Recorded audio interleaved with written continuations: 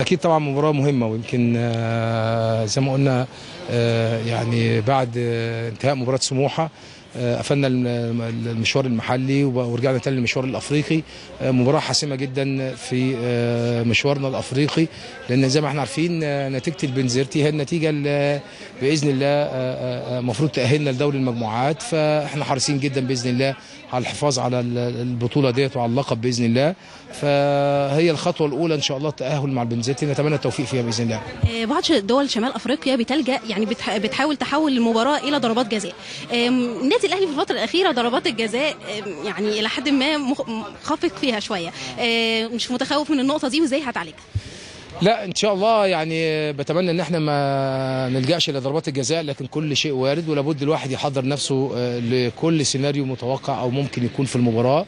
وبرضه هنتمرن على ضربات الجزاء على اساس لا قدر الله ان احنا ممكن نلجا ليها، وبتمنى من ربنا زي ما نقول ان احنا ما نلجاش ليها باذن الله، ويبقى نفوز باذن الله ونحسم بفوز باذن الله. رامي ربيعه تقدر تطمنا عليه وايه التشخيص النهائي ليه؟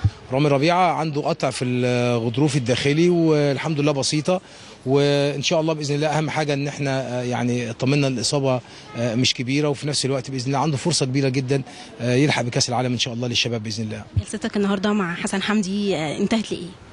انتهت لكل خير باذن الله. لسه هنستأنف الجلسه، والجلسه خاصه بالتدعيم خاصه بالمستقبل، وان شاء الله هنستأنفها بكره ان شاء الله. دي اخر مباراه لحضرتك قبل ما تسافر كندا، هل هي ممكن نقول عليها اخر مباراه ليك مع الاهلي؟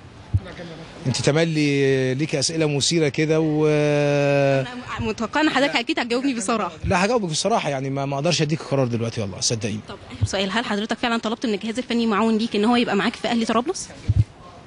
لا خالص، ما اتفتحش اهلي طرابلس، وجهاز المعاون بتاعي بعيد خالص عن عرض اهلي طرابلس، لان قبل اي شيء انا بحترم المكان اللي انا موجود فيه، الكيان اللي انا اتربيت فيه. فاذا كانت في حاجه خاصه بيا طبعا حتى اي قرار هاخده حسام البدري هياخده بيحافظ على الكيان، بيحافظ على النادي الاهلي، فما فيش كلام من ده خالص. يعني هيتم حسم الموضوع ده اهلي طرابلس ولا الاهلي المصري؟ انا كل تفكيري دلوقتي في مباراه البنزرتي يعني، ومش عاوز يعني اي قرارات خاصه بيا او خاصه بالاداره او خاصه بالموضوع دوت الا بعد مباراه البنزرتي ان شاء الله.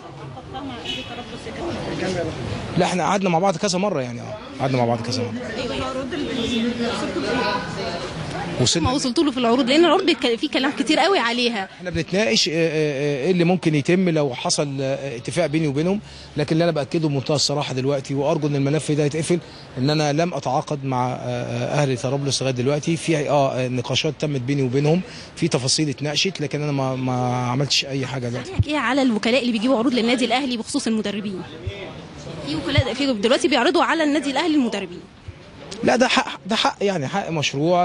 في احتمالات زي ما هم بيقولوا ان حسام البدري يرحل، ده شغلهم ان هم يجيبوا عروض، وشيء طبيعي جدا، وهي دي كرة القدم يعني.